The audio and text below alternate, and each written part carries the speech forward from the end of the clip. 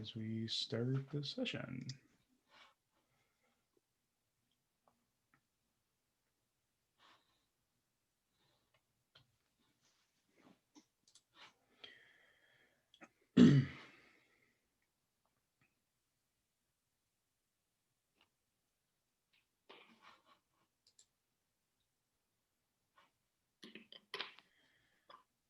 So as people are trickling in here, we'll explain again how this will work.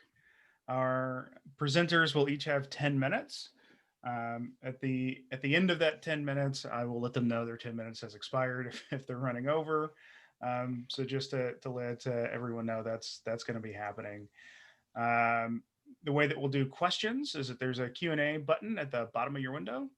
And if you hit that, type in your question, we'll get to as many questions as we can throughout the session. For folks who are not here, we are going to be posting this to YouTube. You can subscribe to our YouTube channel or join our mailing list at crimcon.org to be notified when we've posted those. It will take us a little bit of time to get all those videos up. So here we are, CrimCon, stream 4, day 2.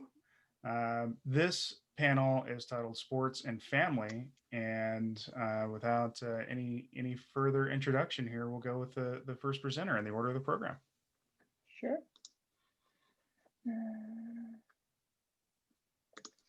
So, yes, thank you. I'm really happy to be here. My name is Ilka van der Werve. I'm a PhD candidate in econometrics at the Vrije Universiteit Amsterdam, and I'm also a fellow at the NSCR. And that's actually where my co-authors and co-promoters Arjan Blokland and Weerman also are. And today I will present our work on families, crime, and the economy, macro conditions as moderator of micro effects. So where our research comes from is the typical life course criminology, where you often see a lot of research involving micro level analysis. But if you purely focus on the individual, then you basically forget about the broader macro level context. So for example, if the economy is doing less good, then it might be harder to have a stable and legal income. So you might be more inclined to look for illegal sources.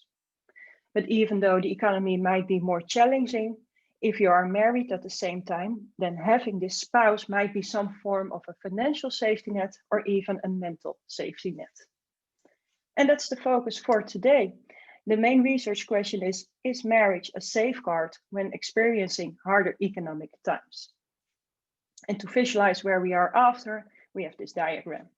So here on the left, you see macroeconomic conditions, which have a direct macro effect on criminal behavior. On the other hand, we have marriage, which has a direct micro effect on criminal behavior. And we also want to look at the interaction of the two. So being married in certain economic times, and then the effect on criminal behavior. And we come up with 3 hypotheses. The first one is that individuals are more likely to commit crimes in harder economic times. So that means that we expect a positive macro effect. Secondly, which is in line with the current literature, is that married individuals are less likely to commit crimes. So we expect a negative micro effect. And then we look at all 3 effects together in the third hypothesis, namely that there is no differentiating effect of the state of the economy on criminal behavior for married individuals. So that says, if we look at the total effect, that individuals who are married in harder economic times are as likely to commit crimes as individuals who are also married, but then in better economic times. And to answer these 3 hypotheses, or tests, I should say, of course, we constructed data, sample panel data from 2 data sources.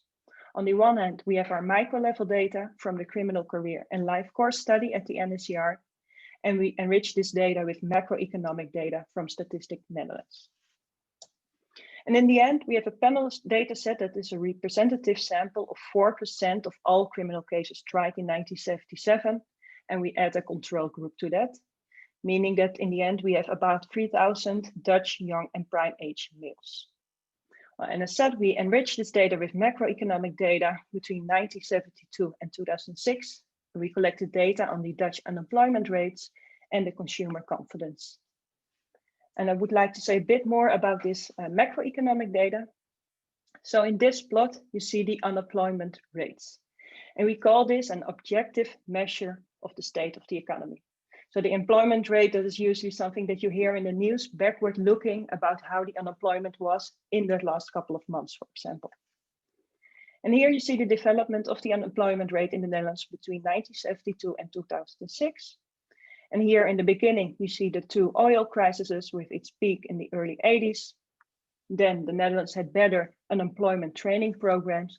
So the unemployment rates decreased, especially under the young people who just graduated. Then the internet came up and we have the dot-com bubble in the early zeros. But as said, this unemployment rate is objective, but it might also be a bit abstract to people. It might be more important what your own employment situation is than the nation's average. And people might be more likely to act on their beliefs. And that's why we also include the more subjective consumer confidence. And the consumer confidence is forward-looking. People are asked about how they think that the Dutch economy will develop in the next 12 months. And what we actually see is that this consumer confidence is almost always below zero. So apparently the Dutch are rather pessimistic about how the economy will develop. Furthermore, it's also not always in line with the unemployment rates.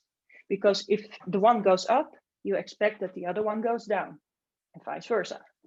But we don't always see that, as here, for example, in the early 90s. Well, and to test our three hypotheses, we set up three logistic panel data models.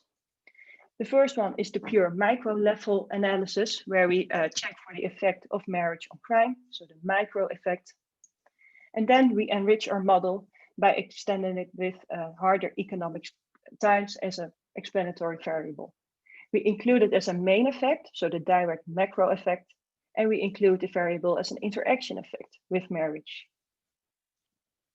Well, and to quantify harder economic times, we say that the economy is performing less compared to the year before if the unemployment rate strictly increased. That's model 2 in our case. And for model 3, we say the economy is performing less compared to the year before if the consumer confidence strictly decreased. So here we make the distinction between the objective unemployment rate and the subjective consumer confidence. And here we have the results. So in the first model, it's the pure micro level analysis. We focus on marriage today, and we see this typical, very strong negative effect of marriage on crime. And then for model 2, we extend it with the unemployment rates. And we say the economy is doing less good or is more challenging if the unemployment rates are increasing. And then we don't find any significant effect. Also, if we include the interaction terms, so experiencing higher unemployment rates while being married, these interaction terms are also insignificant. So we hardly find any explanatory power here. But then we go to model 3. And there we replace the unemployment rates with the consumer confidence. And we say the economy is doing less good if the consumer confidence is decreasing.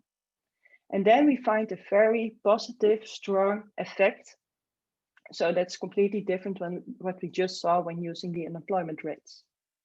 Moreover, if we look at the interaction terms with being married, then we actually see negative effects. And these are significant. And if you look at the sizes, they are almost in line with the direct macro level effect in absolute terms. So that means that this one, the one of the decrease in consumer confidence, is nullified if this person is also married at the same time. Well, to sum up, we extended the micro level research with some macro level context, and we have three hypotheses. The first one was that individuals are more likely to commit crimes in harder economic times. And we reject this hypothesis when we use the unemployment rate, because we didn't find any significant effects there. But when we use the consumer confidence, then we accept this hypothesis, because we saw when the consumer confidence is decreasing, that individuals are more likely to commit crimes. Our second hypothesis was the micro effect, and we indeed confirmed that married individuals are less likely to commit crimes. So I just showed you results in terms of separate micro level effects, macro level effects, and interaction effects. But you can reformulate the same model in terms of total effects. And then we can test the third hypothesis, namely that there is no differentiating effect of the state of the economy on criminal behavior for married individuals. And we accept this hypothesis in both cases, however, for different reasons. So when we are using the unemployment rates, the more objective measure, we accept the hypothesis because we didn't find any significant effects. There was no response at all to increasing unemployment rates. However, when we went to the more subjective consumer confidence, we found a positive macro effect. So there was a positive effect of decreasing consumer confidence, but this effect was nullified if the person was also married, because we found a negative interaction effect of about the same size. So what we conclude here is that individuals who are married in harder economic times are actually as likely to commit crimes as individuals who are also married, but then in better economic times. And that would be it, I think, for my 10 minutes. Thank you very much. Great, thank you very much.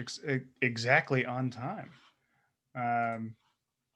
We will move on now to our second presentation, the role of an educational intervention in addressing parent-spectator behaviors.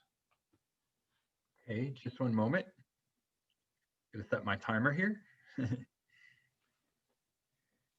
Right, well, thank you, everybody. My name is Dr. Jerry Reynolds, and I am currently at Ball State University in Muncie, Indiana, in the social work department. And my presentation is entitled The Role of an Educational Intervention in Addressing Spectator Behaviors in Louisiana Youth Sports. I did this research as part of my dissertation study at at LSU. And the reason this study was done was because in Louisiana in particular in 2019, there was a new law that was passed that basically extended the scope of spectator behavior issues in the state and basically criminalize such behaviors more extensively. And really, this is part of a reflection at large of the challenges of youth sports in general in the United States. Approximately 36 to 60 million children participate in the US in sports annually. And a large component of that is also parents and just this overall creating a positive experience for everybody involved.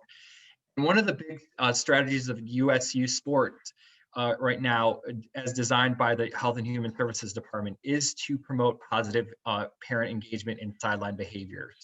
So really what this study did was look more specifically at those behaviors.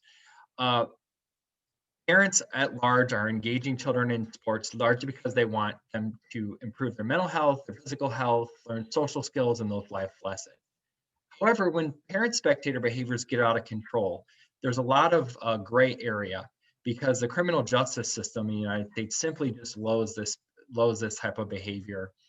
And also, one of the things that's a concern is that when parents act a certain way, their children are also more likely to exhibit such behaviors. An older study actually found that 76% of parents have reported feeling uncomfortable as spectators, and about 8 in 10 parents believe that they should be educated on providing, appropriate parent behavior.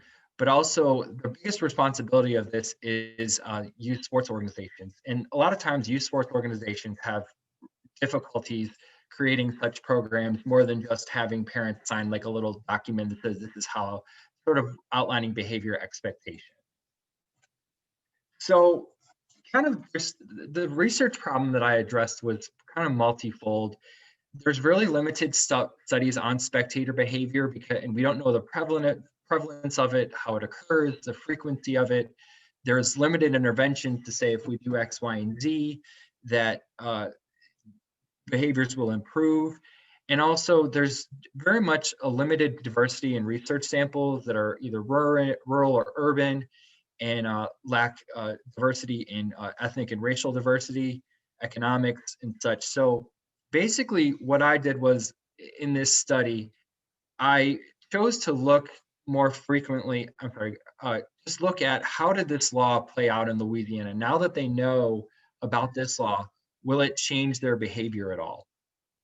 So basically what I did was I designed an educational intervention that was all conducted online. And basically in advance of the intervention, I had parents document what behaviors they were observing in youth sports. Secondly, I had parents document personal behaviors that they had participated in over the past year. And I designed a brief 9-slide intervention program that basically talked about the law and really just gave parents some education about the effects of spectator behaviors. And then after that, immediately after that was done, the educational program was done, I had parents complete this survey again that documented how their behaviors potentially might change. And really this was done through a framework called background anger. And background anger really involves sort of any verbal and nonverbal interactions between two people that don't necessarily involve the youth sport observer participant. So that can extend to things like a coach and a parent getting into it, or interactions between spectator, those behaviors such as coaching from the sidelines, where the parent shouts out advice to the kids on the field. The survey was 10 items designed. I adapted it from Only in the Voice 2009 study. It had 10 items. It was a 5-point scale, and it examined frequency of such behaviors that that were being observed, what they were personally participating in the past year, and also post intervention, how would those behaviors potentially change. It looked at how often people were yelling at coaches, referees, or their own children. They were cussing or doing things that one would consider embarrassing. As I mentioned earlier, coaching from the sidelines, confrontations with other spectators, promoting rough play, and playing outside of the rules. The results of my study, I distributed this through social media throughout the state of Louisiana, through the school systems, but most of my surveys came through Facebook interactions with contacts. And as I said, I looked at personal behaviors and observed spectator behaviors and the post-intervention behaviors. Now, the intervention of the educational program did result in a statistically significant reduction in background anger of about 2.5 points. The highest score that you could get was 50, and then the lowest score you could get was 10. We saw about a 2.5 point change, which was statistically significant. The largest discrepancy, however, interestingly enough, was between observed and personal behaviors of our participants. I actually noticed a significant gap of about 10 points in between these scores. So basically what you're seeing is parents are saying they personally are behaving one way, and then their observations are telling another story. So basically, they're observing more background anger than they're personally reporting themselves. Like I said, about a 10-point difference. So that was quite significant. So going forward, my plan is really to look at what is the reason for this gap. Would bystander interventions, as an example, be able to potentially reduce these, narrow this gap in reporting, but also from a criminology standpoint, really looking at this law and how it requires more police to be present. It requires more, just more types of interventions to address the problem, because there are legal consequences. Often referees are left to enforce this policy. And also from a legal standpoint, one of the things that I'm really interested right now in exploring, and I'm trying to gather data on, is how many times this law has been enacted, how many times it was enforced and such. And it seems like, rather than sort of being in a broad communities, regional courts and state courts and things like that, it's actually kind of being enforced on a local level, sort of like traffic tickets. So one of the things that I'm going to explore is really how how this is playing out and really to try to gather more data about how this is being enforced. And also this study provided a framework to look at sort of the nature of the problem and also to see how other states potentially might address this situation and learn from the lessons of Louisiana. So that's about all I really have, but there's a lot of components of this, but thank you for your time, and I look forward to your questions. Thank you. Great, thank you. No problem. We will move on now to the next presentation, Intergenerational Effects on Offspring Offending, a Children of Twins Design. Yes, good morning, everyone. Can you see my screen? Yes, okay, we can. great. Okay, good morning. My name is Steve van Weijer. I'm a researcher at the Netherlands Institute for the Study of Crime and Law Enforcement, the NSCR in Amsterdam, and I'll present some of my latest research on intergenerational effects on offspring offending, for which I use a children of sibling comparison. So in life course criminology, we examine the development of criminal antisocial behavior over the life course, and it's often assumed that life events such as graduation, getting stable employment, or marrying with a spouse decrease one's risk to be involved in criminal behavior. However, also intergenerational life events might play a role. For example, if you experience parental divorce during your youth, if you have a criminal father, or when your mother is very young when you were born, those are all factors that have been shown to be related to an increased risk in criminal behavior later in life.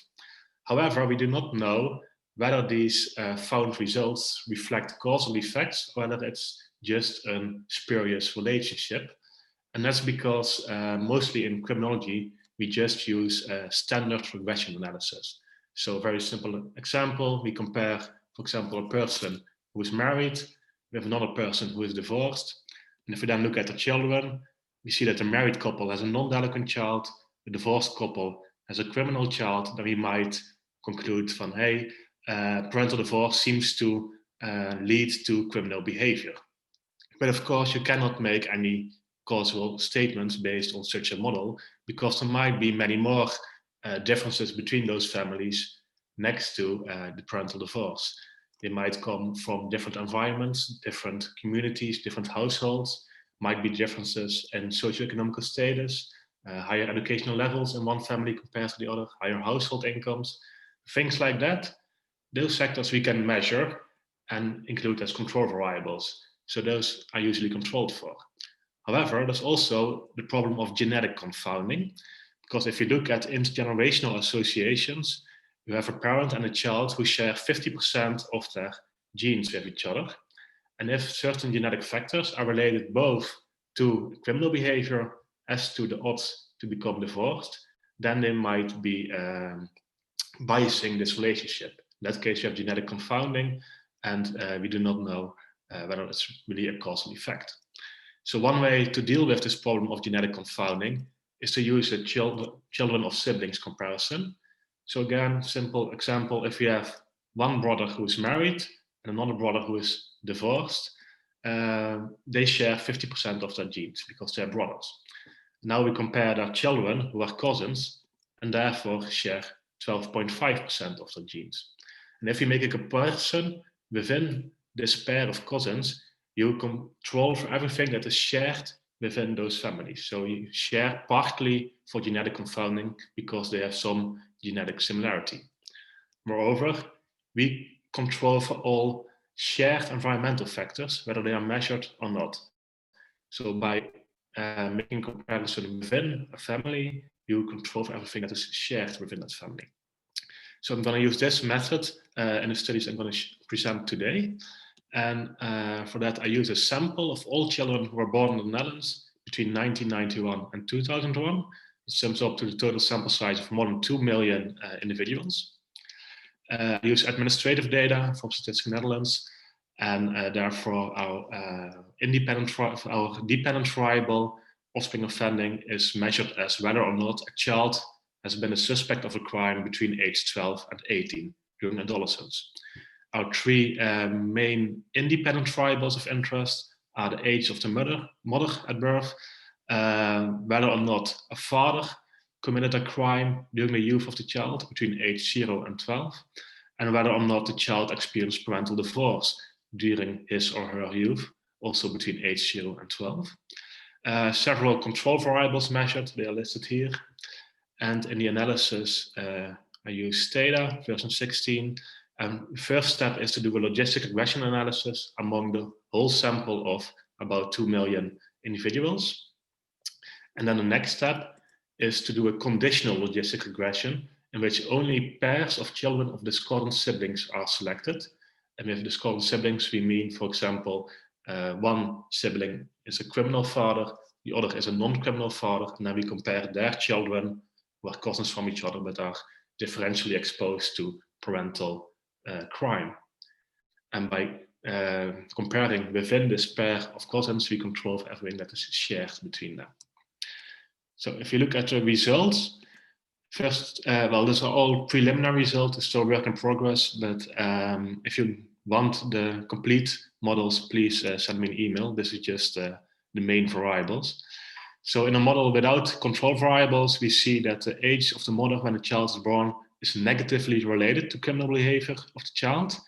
The odds ratio is 0.94, which indicates that every year a mother is older leads to a 6% decrease in the odds of the child to show criminal behavior. However, when we include all the measured control variables, we see that this regression coefficient massively decreases, more than 64% smaller, but it's still negative and still significant. So it's still in the same direction. However, when we look at the children of discordant sibling design, and we also control for that genetic confounding, we see that another 30% of the original regression coefficient is explained by unmeasured familial factors.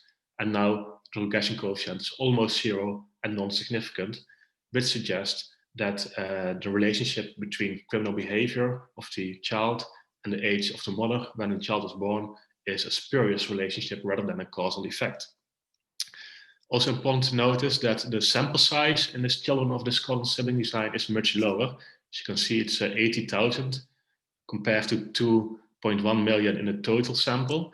And that's for two reasons. First of all, not all individuals could be matched to a cousin from the mother's side. So if there's no match is possible, they couldn't be included. And another reason is that if a pair of cousins, if both cousins are delinquent, or when they're both non-delinquent, they are excluded from the analysis because you are comparing within this pair. And if there's no variety, then there's nothing to explain. So it's only also discordant cousins at the outcome variable.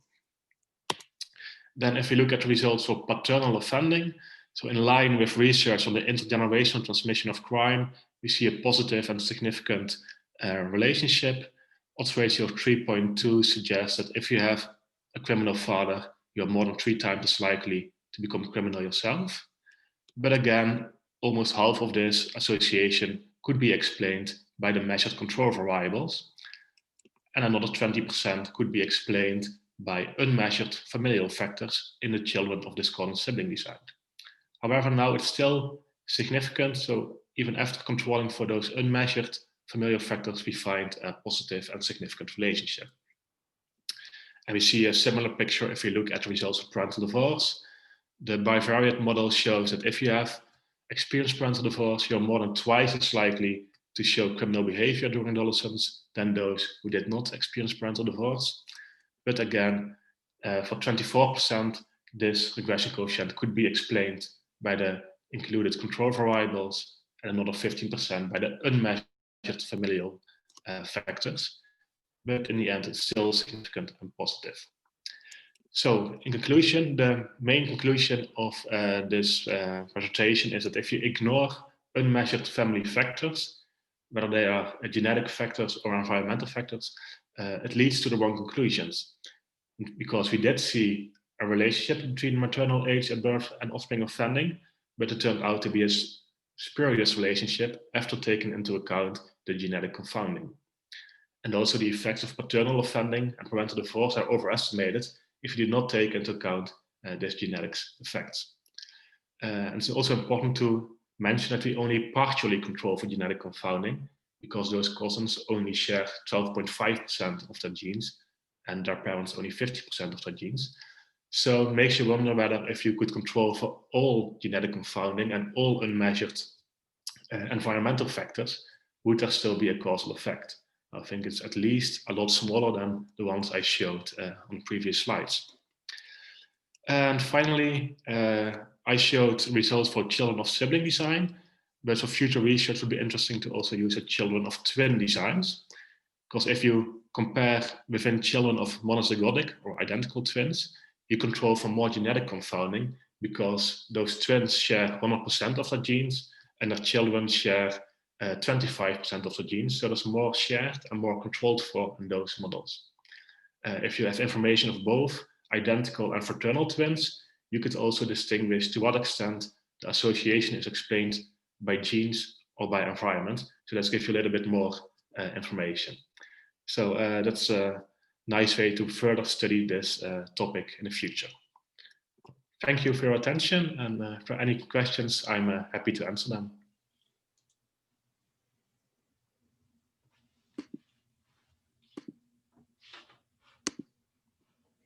Great, thank you. Three very interesting presentations. I'm wondering if there are any questions from the audience. You can hit that Q&A button down at the bottom and pop your question in that text box. We don't have any questions at the moment from the audience, but I do have one for our last presenter. It seems like you have access to data that would be difficult to get in other places. Here in the U.S., it would be difficult to get that sort of data. So I'm wondering if there are cultural factors that might play into research like yours. Just because it's unlikely that we're going to be able to replicate it, like certainly on a national scale here in the U.S. Yeah, I think indeed it's difficult to have such data in the United States, mostly the Scandinavian countries and the Netherlands, they have this administrative data. And I think those countries are pretty similar in terms of criminal behavior, crime levels, the justice system. America obviously has a much higher crime levels than in the Netherlands. They have different social security systems. So I think the differences between countries might impact the generalizability of these results. I don't know exactly in what way, but there might be differences between the countries that make it less comparable, of course. Yeah. Still don't have any questions in the Q&A. Are there questions from the panelists for one another?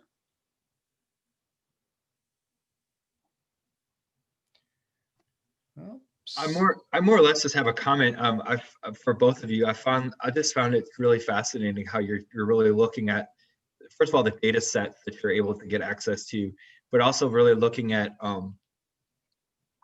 one of the big areas of social work that we talk about a lot with our students is sort of the role of adverse childhood experiences, or ACEs. And I feel like that would be something, you all are looking at those factors kind of on a broader and systematic level, and how they influence various things. So I just want to commend you for your work. And it's just really interesting that, like Troy said, that just the type of data that you're able to get access to.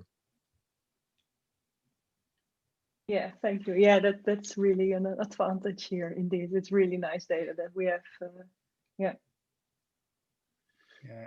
All of the Americans are jealous, is what we're saying, for so many reasons, but specifically for data. Well, not seeing any other questions, we'll go ahead and wrap up this first panel of the day. The recording for this session will be available on our YouTube channel as quickly as we can get it up. We expect to do that in the next couple of weeks. You can also subscribe to our mailing list at crimcon.org to get notified when the recording goes up. We are going to be continuing panels throughout the day here on this stream and on 3 other streams. Everyone should take a look at crimcon.org/program and attend the panels that you like.